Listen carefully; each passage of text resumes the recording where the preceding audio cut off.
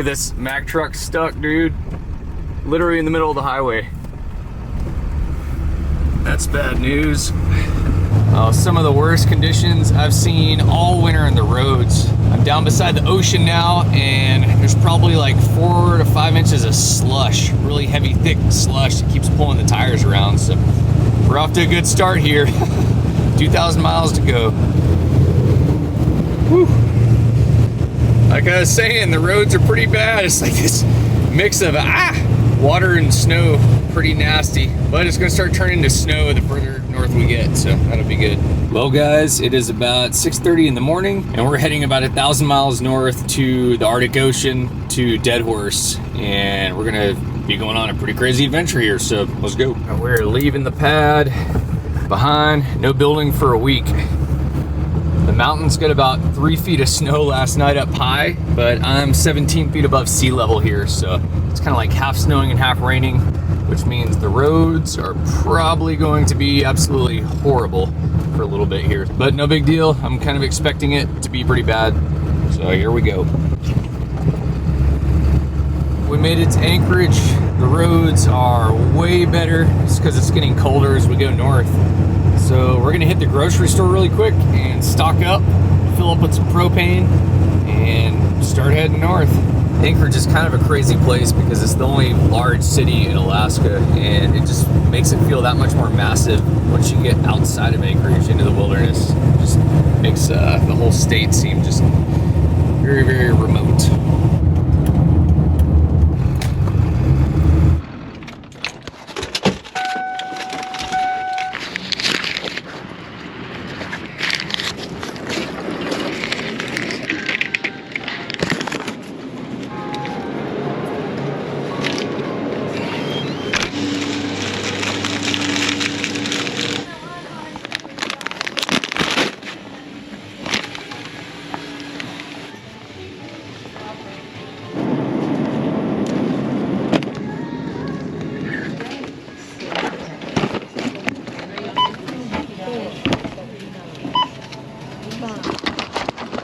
Pretty well stocked up here. Load up the fridge and we should be solid. I have a bunch of leftover gumbo that I cooked up last night for dinner, so I'm gonna be having that for lunch a whole bunch.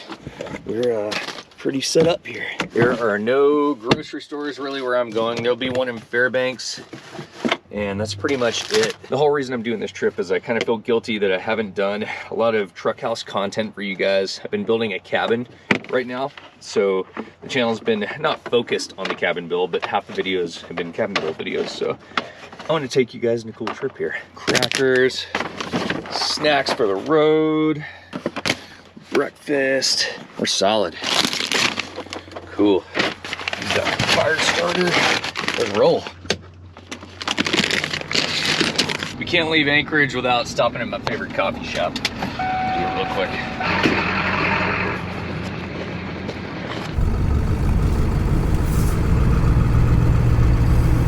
So from my hometown to the Arctic Ocean to Dead Horse to Cordova is about 900 miles one way. So that's 1,800 miles round trip. Then I'm gonna be driving over to a couple little side distractions. So it's gonna be about 2,000 miles total. So we have a long way to go, and winter solstice is this week, so this is the darkest week of the year. And where I'm going, the sun actually doesn't rise for 30 days. We're also having some really crazy blizzards and snowstorms now, so it might be a little bit of a gnarly drive going up there, but we're super prepared in here, and we're set up to survive a couple weeks. Set up with all kinds of tools and spare parts and ways to warm the engine up and all that, so we should be good. So we're down in the industrial part of Anchorage. I've got one last stop I need to make to fill up with some propane in the truck house here just to be safe. This guy's walking in the road. Haven't plowed the sidewalks yet. We're gonna make one last stop here at Suburban Propane unless they're closed. They're closed. All right, I guess we're not filling up with propane. We're on the highway and we are heading north. It's about 9 o'clock in the morning. Still pitch black out. And we're leaving Anchorage. We're here in Wasilla, Alaska. We're gonna go fill up with some fuel really quick, It's a diesel, and that's it. This is the last city until we get up to Fairbanks.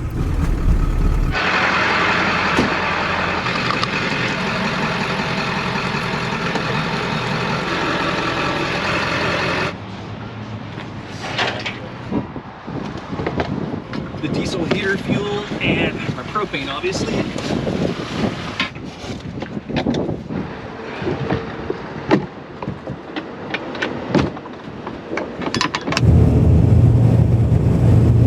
What's really crazy is I've lived in Alaska for 22 years now, and I've never done this drive, which is pretty wild. I feel like I've been all over the place in the state, and it's just such a long drive, and there's really not a ton up there to draw you in that direction besides the challenge in itself to go all the way out there. A bunch of you guys are probably wondering how prepared I am for this. If you look behind me there, I have a propane bazooka heater and a little mini propane tank. That way if my truck breaks down or I can't start it, I can fire that bazooka heater up and melt all the ice off my car parts that are encased in ice.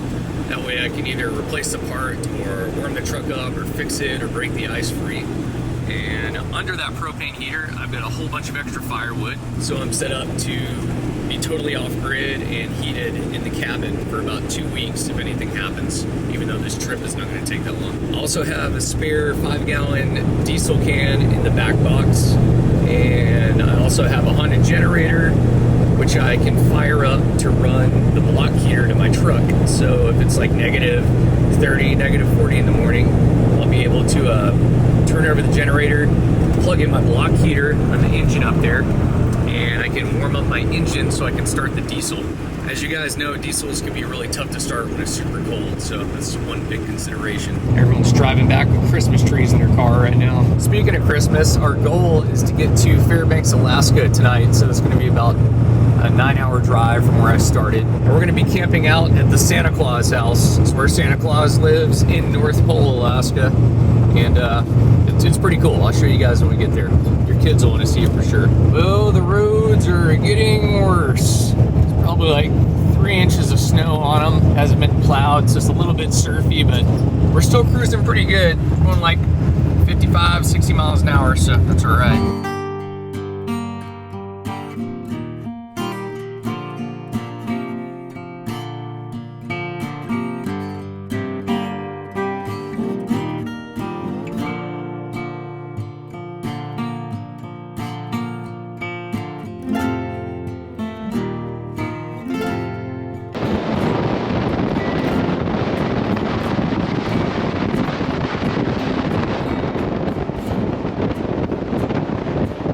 Right now we're about an hour away from Broad Pass, which is basically where Denali is, tallest peak in North America, and that's in the Alaska range up here. I'm hoping we can get there while there's daylight so you guys can see it. One thing a lot of you guys probably know already is that Alaska is really dark in the winter and really light in the summer. Where we're going up here at the end of the Dalton Highway in the Arctic Ocean in Dead Horse, there's no sunrise for 30 days, if you can believe that. So there's basically 30 days at night, and it's going to be pretty dark up there, but I'm hoping it'll be clear so we can catch the northern lights. We'll see.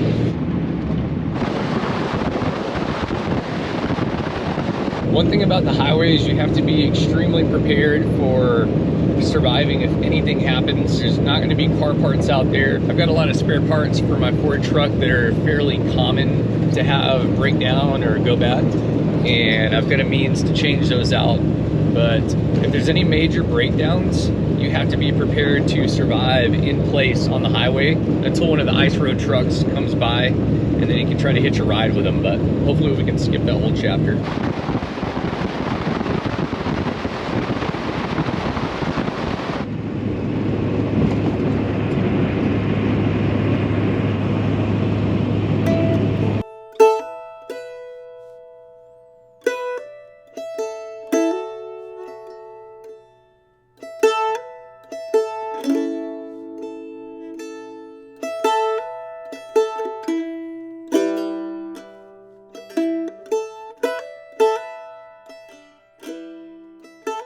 It's currently about midday. We're getting pretty close to Broad Pass, which is basically where Denali is in the Alaska range. So hopefully we'll be able to see it today.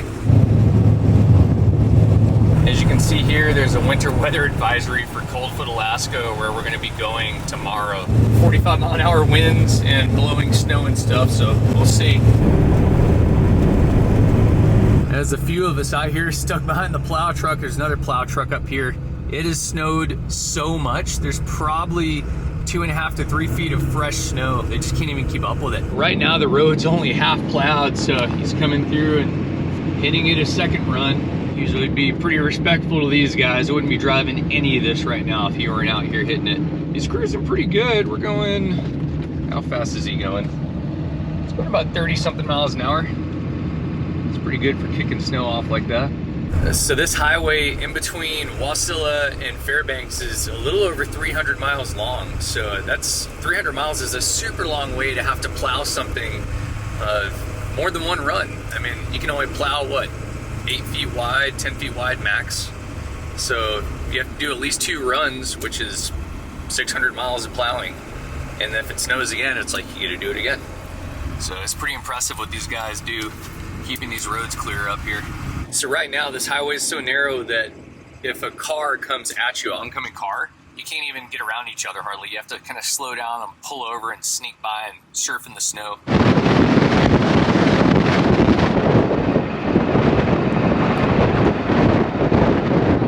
Oh, it's getting really bad. We're going into some kind of storm up there.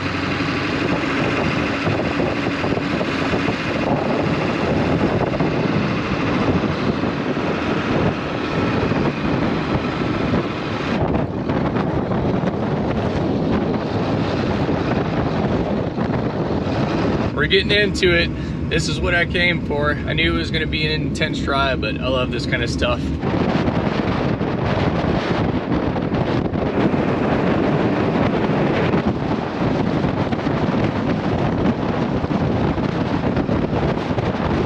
That was crazy. I was going around a curve back there and my windshield wiper all of a sudden got stuck up in a bunch of wires on the little overhead visor and ripped the wires out, and I couldn't use my windshield wiper. I couldn't see anything even to pull over. But I'll show you the wires I'm talking about and see if I can roll my window down.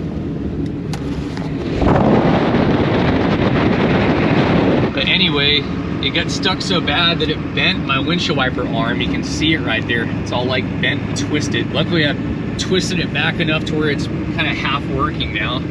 But when we get to Fairbanks, I'm gonna replace that windshield wiper arm, and then I should just get new wiper blades while I'm at it. Oh, looks like this truck is stuck up here. He's having to put some chains on.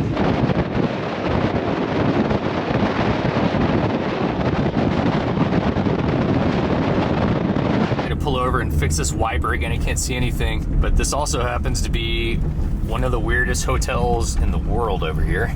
You see my windshield wiper went up here, and this cable is hanging down right here for all these overhead lights, and it got stuck up in there and ripped it all off. So now none of my lights work up there. Not the big ones up top, but kind of sucks. But anyway, it like bent my windshield wiper arm, so I'm gonna try to rebend this so it'll work better.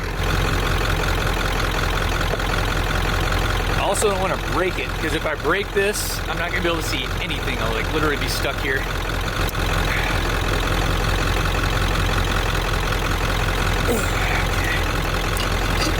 A little better.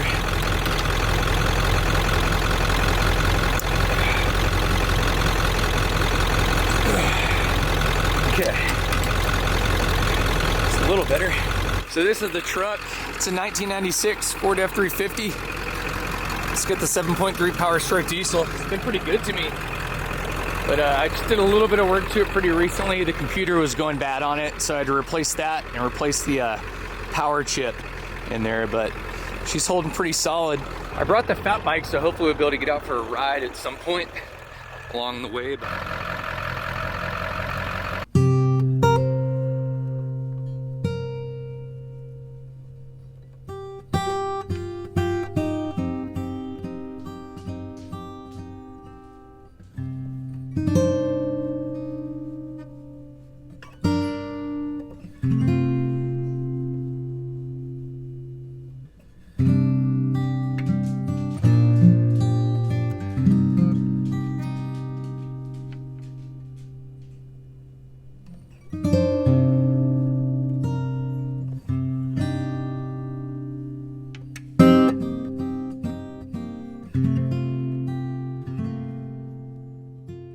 So that igloo back there is essentially an abandoned hotel, but he basically ran out of funds to finish it, and he did a bang up job. It's actually really well done and really brilliant, and there's a whole bunch of rooms in there. Everything's in the shape of a dome, obviously, and just really cool architecture inside, and really cool framing. I'm not too sure, but I believe someone just bought that, and they have plans to finish the hotel and turn it into a bar and everything in there too, so it'd be pretty cool.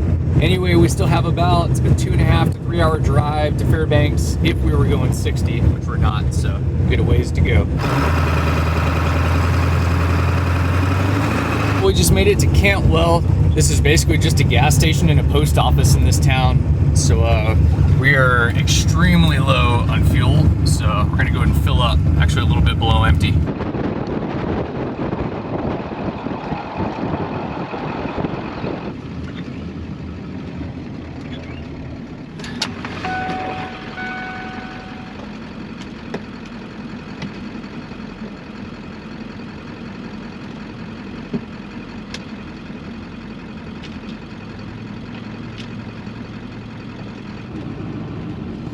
See how much diesel is. Whoa, $5 a gallon. Ugh. I'm just gonna switch it to my auxiliary tank and head down the road. That's too much. There's one more gas station in a town called Healy, and the station's called Three Bears. It should be probably $1 cheaper than that per gallon, so we're gonna go down there. That's one thing I love about this old Ford truck is I actually have 2 fuel tanks on it, so I get about 150 miles to a tank in the wintertime, so I have about a 300-mile range, and I also have an extra 5 gallons of diesel in the back, so we only have to go like 40 miles up the road. So I just switched it over to my auxiliary tank, and you can see I've got a full tank of fuel, so we're good to go.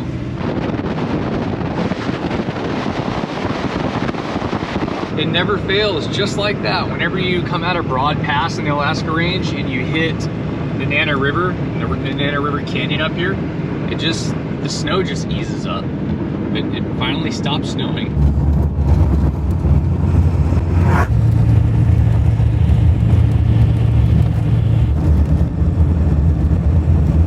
This is our little break, though. It looks like we're gonna go right back into another storm on the other side of the pass up here. Here's Panorama Pizza right there.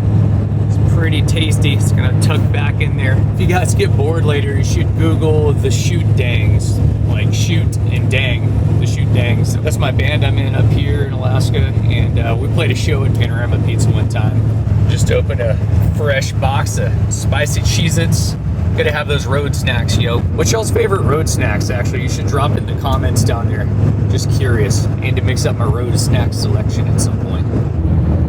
Nope, we're in Denali National Park and Preserve. There's the Nana River. Well, we're right back into the storm again. Absolutely just dumping snow outside. Plow trucks are out, doing the best they can to keep up with it.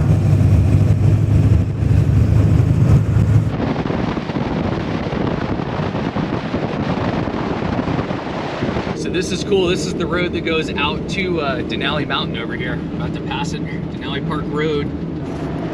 Go right out that road. I believe it's about 60 miles to the end of the road to Wonder Lake or something like that. But it's an interesting system. You can't just go out and just drive the road because you want to drive it. You have to enter a lottery. If you win the lottery, you get a vehicle pass so you can drive out there. And they only give out so many a year. It's really not that many at all. And it's in the fall time in September, I believe. I'd love to do it at some point. Just never won the lottery for it.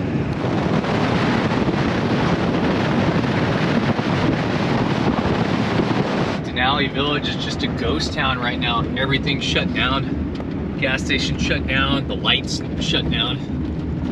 There's Denali Princess Lodge. It's all shut down right now. It's all just basically a tourist trap in the summertime, but it's all shut down right now.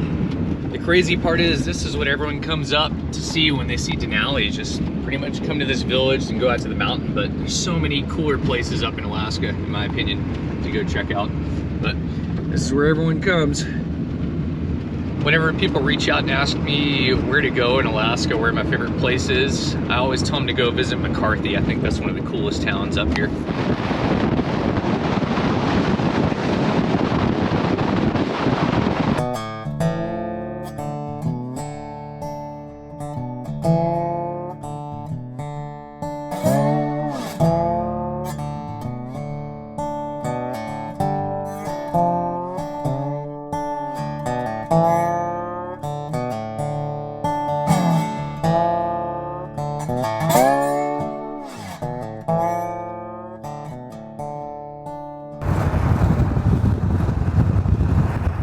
Cool, we just made it to the town of Healy.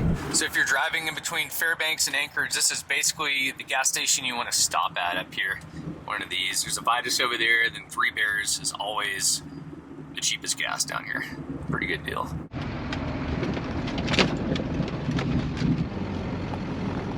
If you guys are remembering Cantwell, it was $5 a gallon for diesel, so let's see what it is here. I bet you it's cheaper.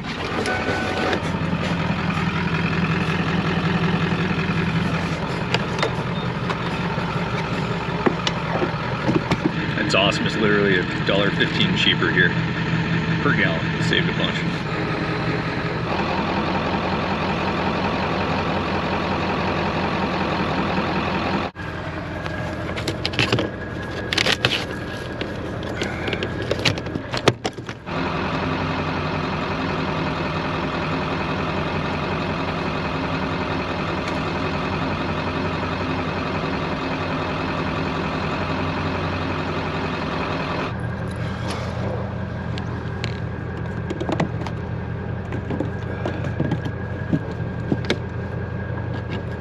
Back of the wood.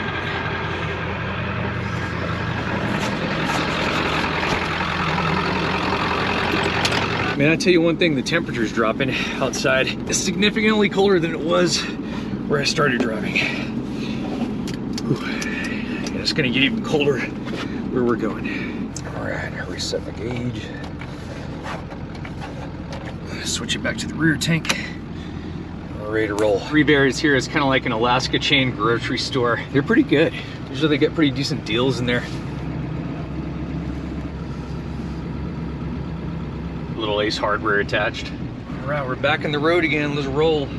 No way, they have Tesla charging stations here. That's crazy. I mean, I guess we need them at some point. That's the thing about electric cars is, I don't know, the drive from Anchorage to Fairbanks is 379 miles, and most electric cars do not have a 300-mile range. So fossil fuels are still kind of king up here for sure. Okay, next stop is Fairbanks. Let's keep on cruising. We get about 2.5 hours, and I'm gonna get there in the dark now, but it is what it is. When the frost heaves start getting kind of bad in here, you can see all these big bumps in the road, dips. All the permafrost in the soil up here just kind of makes the road expand and contract a whole bunch from freezing and thawing, and causes all this. The road surface really improved here. This is awesome. But unfortunately, that storm is supposed to hit Fairbanks tonight, so we'll see what happens. There's a winter storm warning.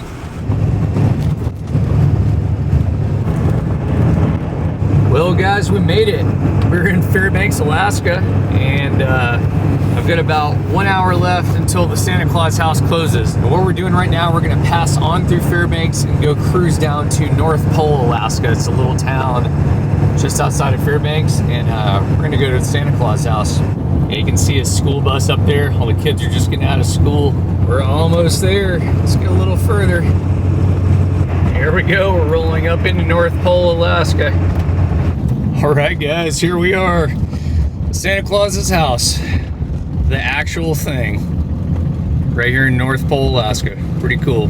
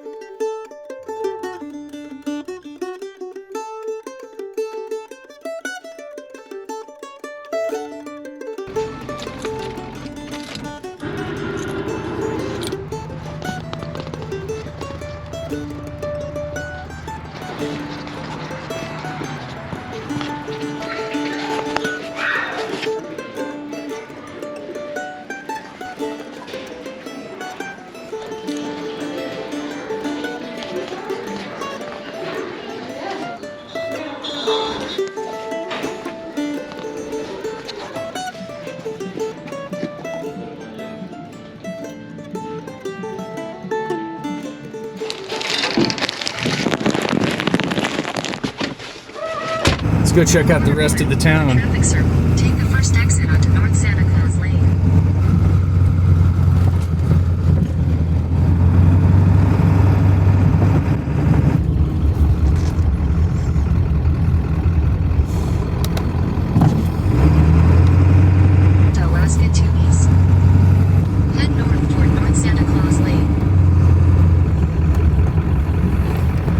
Here's good old Google Maps for you.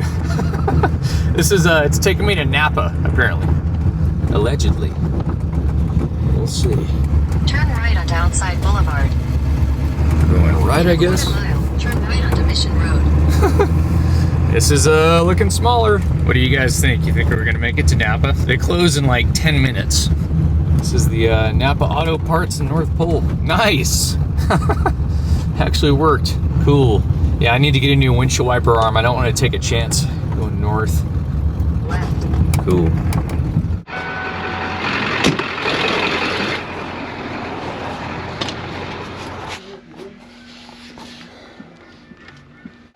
It is awesome. I got lucky. They had one wiper arm right here. It's a replacement arm. So I'm gonna put that thing on there and we'll get some new blades made for ice to make it a little bit easier to see.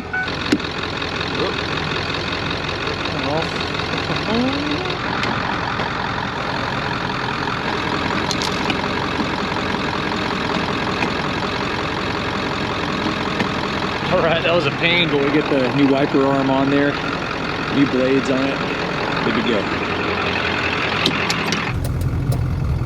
Oh yeah, nice. All right, picking up place order for a pickup. Let's do a sesame chicken. Yeah, do a spicy one. That should do it. Okay, cool, I'll swing by, thank you.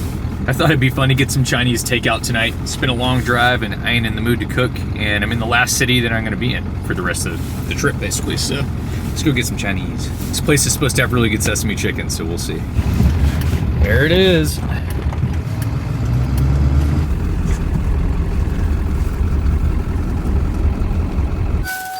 All right, let's eat some Chinese food.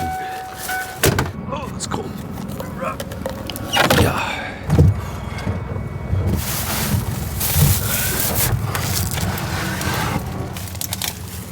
Oh yeah. I haven't had this Chinese food before, but it's supposed to be really good. Get the sesame chicken there. I'm starving too. I had a breakfast burrito at about 9 a.m. in Anchorage. It's about 7 p.m., a little after 7 right now, and I'm kind of hungry. Let's see what we got here. Oh yeah, look at that. White rice and sesame chicken. It looks pretty good.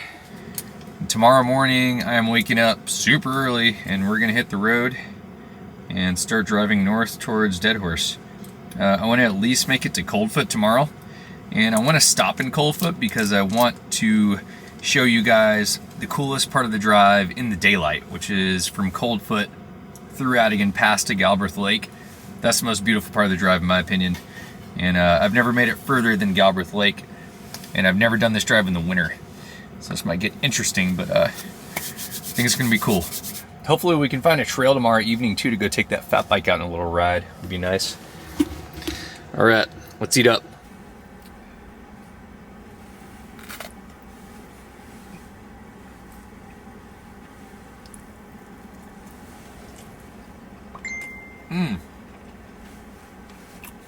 That's delicious.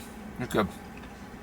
The batter is perfectly fried on the outside, nice and crispy and just slightly soft inside, and the chicken's really good. Sometimes it's nice just to treat yourself a little bit. So I was actually planning on doing an entire Santa Claus episode for kids, basically. Just showing the Santa Claus house over there and the reindeer pen and the ice playground and all that kind of stuff. I thought it'd be cool. But there's something about it, man. When I get around people and I'm holding a camera and filming stuff or filming myself, I can't do it. It's a really weird feeling to film yourself in front of other people with them staring at you. I don't know, it's like this weird, I don't like the energy of it. It feels unauthentic, like you're not there in the moment. I have some YouTube friends that can do that. They can go film themselves in front of people or film themselves meeting someone, and it's awesome. They do a really good job with it.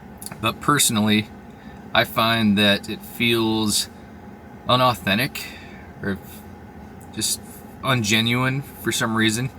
Introducing yourself to someone while you're filming at the same time, or just walking around with a camera in a public space and putting it in people's faces, and it feels weird. So I don't know what to do about it. I'd like to get better at it.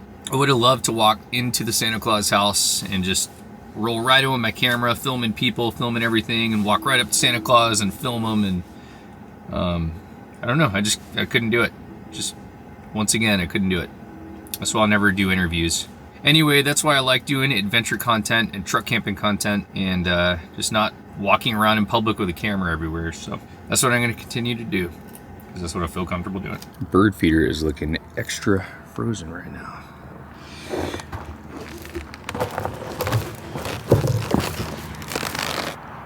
Oh, guess what?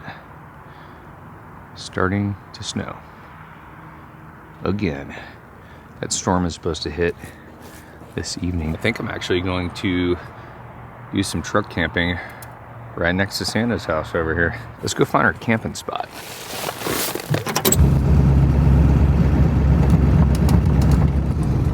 All right, I think we have our spot here. Ooh, be a little bit soft. I think we'll be all right though.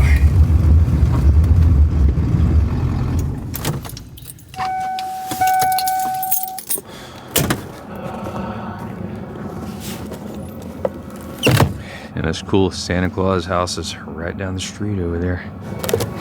Pretty convenient spot.